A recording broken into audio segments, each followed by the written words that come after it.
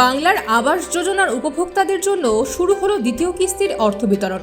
রাজ্য জুড়ে এই কর্মসূচির ভার্চুয়াল সূচনা করেন মুখ্যমন্ত্রী শুভেন্দু অধিকারী।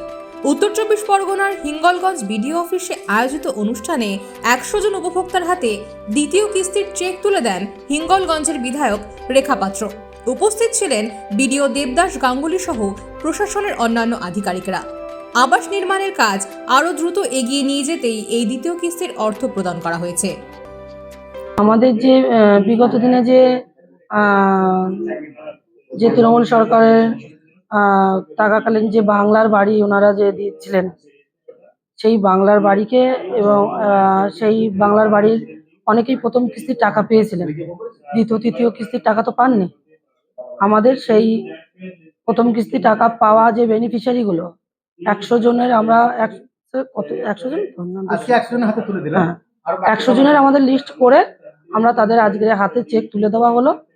আর বাকিরা আস্তে আস্তে আমরা ওটা ভেরিফিকেশন করব, কেননা অনেকে এমন আছে যে ছাদ দেওয়া বাড়ি আছে, তারপরেও ওনারা ঘরের জন্য বিগত দিনে সরকার থাকাকালীন ওনারা কোনো একটা করে টাকা ওনারা ঘরের আবার নাম তোলেন, সেখান থেকে প্রথম কিস্তির টাকা পেয়েছেন। আমরা ওই জন্য বাঘের লোকজন আমরা আমাদের দলের ছেলেদেরকে পাঠিয়ে আমরা ভেরিফিকেশন করে তারপর তাদের হাতে আমরা এই আবাসের যে আমাদের বাংলার বাড়ির যে টাকাটা ওটা তুলে দেবো।